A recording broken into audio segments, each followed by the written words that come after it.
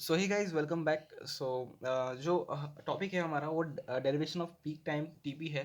तो peak time TP हम उसे बोलेंगे जब ये जो हमारा आउटपुट है उसका जो वेव है वो जो सबसे मैक्सिमम वैल्यू पे अटेंड करेगा उस वक्त को हम टीपी बोलेंगे। जब मैक्सिमम वैल्यू हमारा आउटपुट अटेंड करेगा उस वक्त को हम टीपी बोलेंगे।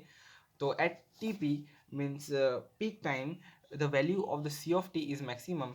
तो हम यहाँ पे एक सिंपल चीज़ लिखेंगे। जब हम मैक्सिमा मैक्सिमा थियरम का इस्तेमाल करेंगे, मैक्सिमा थियरम का इस्तेमाल करेंगे और जो इसका डेरिवेटिव है वो डेरिवेटिव है एट टी पी, हम इसको ज़ीरो इक्वेट करेंगे। ओके, तो ये एक सिंपल सा एक मेथड बता रहा हूँ आपको।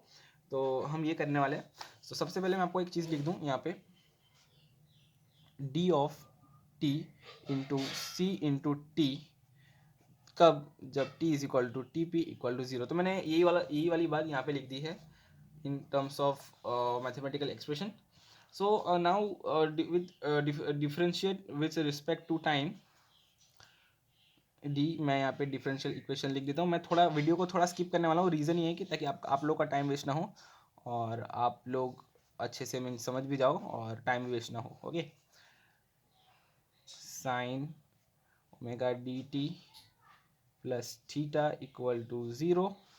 तो ये दो टर्म हैं। तो ये जो वन है, सो ये जो वन है वो तो पहले से ही आउट ऑफ बॉक्स हो जाएगा। ओके, क्योंकि वन कांस्टेंट है, उसका डेरिवेशन होता है तो वो मीन्स ज़ीरो हो जाता है। ओके, यहाँ पे अब बच रहा है माइनस, ये वाला टर्म बचेगा माइनस ई की पावर ये जो है something something something equal to zero करेंगे।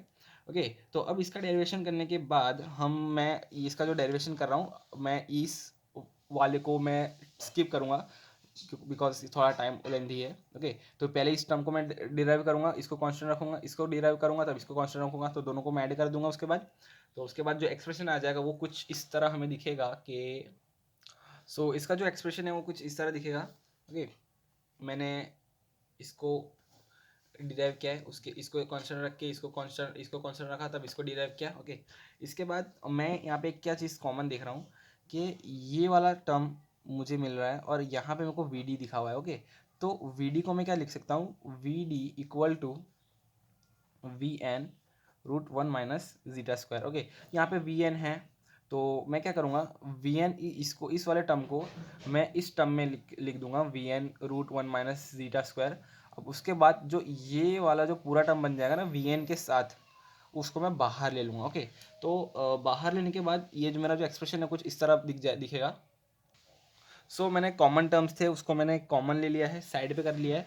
अब ये वाला जो टर्म है ना गाइस, ये वाला term is not equal to zero होगा। ओके, अब तो मैं क्या करूँगा, ये वाला जो हिस्सा है उसको मैं common mean equal to zero के इक्वेट कर दूंगा। ओके, तो zeta sine omega D T plus theta minus one minus zeta square cos bracket V D T plus theta equal to zero.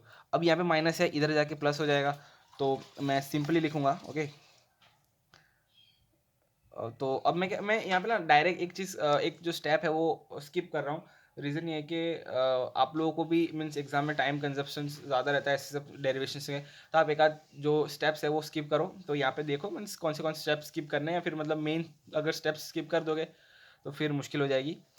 Okay, तो यहाँ पे जो माइनस है मैं इसको यहाँ पे ले जाऊँगा, प्लस हो जाएगा, और कॉस को cos V D T plus theta को मैं इधर ले आऊँगा, तो कुछ इस तरह दिखेगा, sine V D T plus theta upon cos V D T plus theta equal to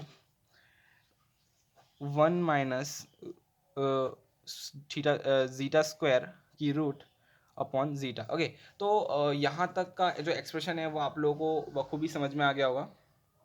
तो ये साइन अपॉन कॉस होता है tan V D T plus theta equal to one minus zeta square upon zeta. Okay, so now from actual, यहाँ पे अब मैं क्या करूँगा, मैं एक रिलेशन इस्तेमाल करने वाला हूँ जिससे मुझे ये वाला जो टर्म है ना वो मुझे क्लियर होगा, ये वाला जो टर्म है वो क्लियर होगा कि मैं इसके बदले और क्या लिख सकता हूँ। ओके, तो root 1 minus zeta square upon zeta मैं देखूंगा। अब मैं जो मीन्स एनालाइज कर रहा हूँ वो मैं जनरल ग्राफ से देखूंगा। ओके, सो जनरल ग्राफ भी दिखाऊंगा आपको कैसा है। सो गाइज ये वो जनरल ग्राफ है जो आप लोगों ने सेकंड ऑर्डर पढ़ते वक्त भी देखा था, और यहाँ पे मैं थीटा मानूंगा और एक्चुअल में है भी। Okay, so tan theta equal to 1 minus zeta का स्क्वायर अपॉन उसका होल रूट, और यहाँ पे नीचे लिखूंगा वी एन। सो जो यहाँ पे जो चीज़ दिख रही है मुझे, actually sorry I mean V N zeta है। ओके, ये वी एन जीटा और यहाँ पे V N root 1 minus zeta square. Okay, तो यहाँ से मैं क्या करूँगा, सिंपल है, मैं एक चीज़ जो मुझे दिख वो है कि मैं जीटा ओमेगा एन और ओमेगा एन को कैंसिल आउट करूँगा, तो सेम मुझे वही टर्म देखने को मिली है जो लास्ट टाइम हमने यहाँ से नोटिस किया था।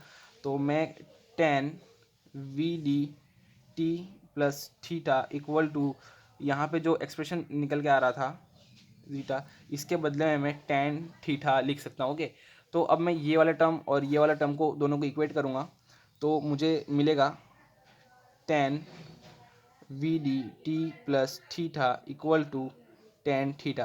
अब फ्रॉम जो टेन थीटा को अगर मैं जनरल इक्वेशन लिखूँ, जनरल सॉल्यूशन लिखूँ, वंस जो टेन थीटा की जो जनरल सॉल्यूशन, ओके, तो ओके तो इक्वल टू टेन